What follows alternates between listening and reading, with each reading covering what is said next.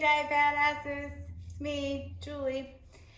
So, don't mind me, I have no makeup on, my hair is not done, I had a pool day, but if I wait every time for me to do my hair and makeup, these videos are never gonna come out, let's just face it.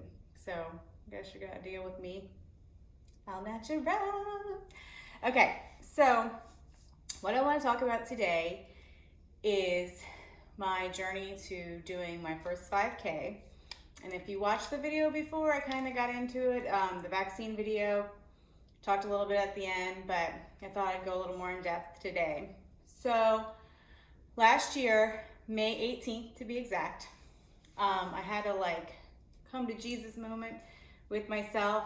I had set the video camera to videotape me playing with my dog in the pool. And I went and played back the video to get pictures of my dog. And when I did, there was a clip of me getting out of the pool. And it was horrifying. Like, I had never seen myself look that big and that out of shape in my life. So I was like, whoa, that can't be, you've let yourself go. So around that same time, which is extremely embarrassing, so you gotta know I love you if I'm sharing this with you guys.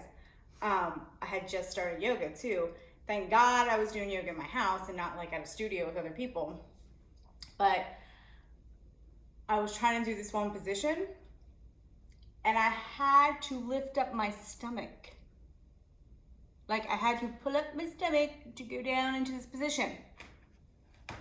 Never. And I was like, well, this is not happening anymore. I'm over it. I'm done. So that was May 18th. I quit drinking. Drinking was my downfall right now. So when I first got diagnosed, it's almost 8 years in July, I had this mindset that I wasn't going to let diabetes get to me. I was going to kick diabetes ass and show the world that I could do more now as a diabetic than I could ever before because I had something to prove, and I was going to, not let it get me. Well, it got me. I had that mindset for about 5 years, and then it got to me. It got to me the constant worrying, the constant, feeling like I was a failure when my blood sugar was high, the fear of when I was dropping low, the trying to figure out how much to give myself, how much not to give myself, what to eat, what not to eat, then feeling like an idiot when I couldn't figure it out. The fear of going to bed at nighttime because, dropping low in the middle of the night, even though I had a CGM, it's not 100% proof. So it was it's a constant 24-hour thing. You can't just let it, it's constant. So I let it get to me.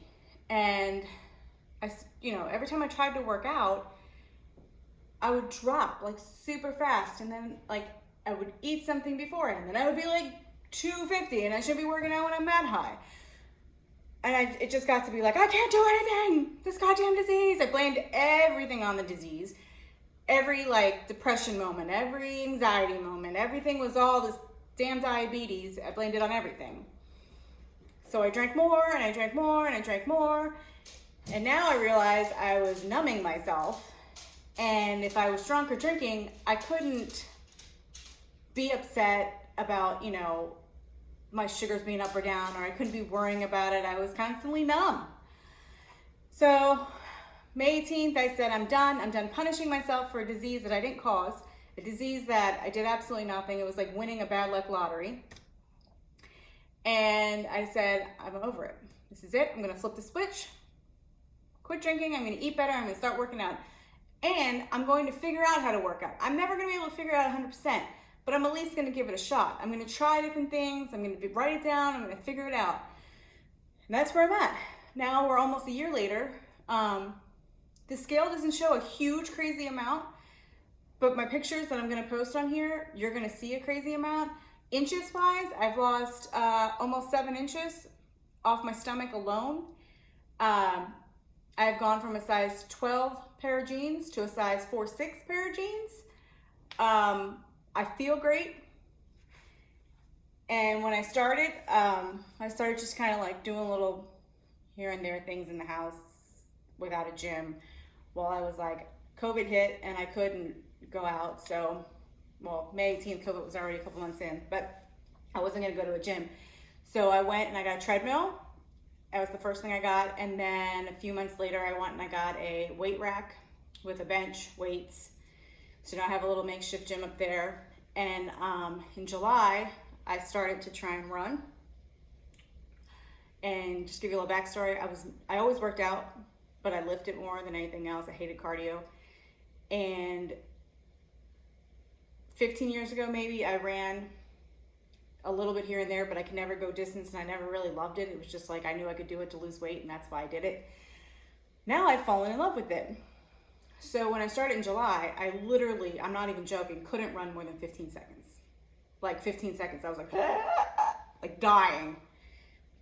Now, on a regular day, I run at least 3 miles, which is crazy for me. The first day I ran a mile without stopping was like I seen Jesus walking down the street or something. It was such the biggest day of my life. Like I came running down the stairs just to tell my husband, like, I ran a mile without stopping. It was so exciting. So to say I can run 3 miles now, like, who am I? Whew. So I'm addicted to it. Like I really enjoy it. I love it. And now I want to see how far I can go, how fast I can go. Granted, I'm not fast at all. I'm not saying I'm running 3 miles in like, 21 minutes. Not me. But I'm running 3 miles. I don't care. That's good enough for me right now. So I'm doing my first 5K at the end of May. And I've been prepping for it. I just got to start running outside a little bit more because I'm running the treadmill. And I need to get the outside running part down a little bit better. My dog's going to run it with me. Should be fun. But I'm doing that. And right now I've been watching my macros. So I do a certain percentage of my protein, carbs, and my fats. And it's actually kept my blood sugar pretty level. And it hasn't caused me to drop drastically when I'm running. So that's what we're doing right now. I'm working 2 things. So for next time when we talk, the 5K, I'm going to tell you a little bit more about what I'm using to eat beforehand, and we're going to talk about that. Like, so that one will strictly be running. And then I'm also weightlifting and working out on top of it. So if you follow me along, you can follow my journey, and we'll talk about more beat stuff and probably more rants because I have a lot of rants about this disease and life in general. But hey, whatever. So that's pretty much it. I'll see you soon, and we'll talk about the upcoming 5K. See you later, diabetesses. And don't forget to subscribe, please.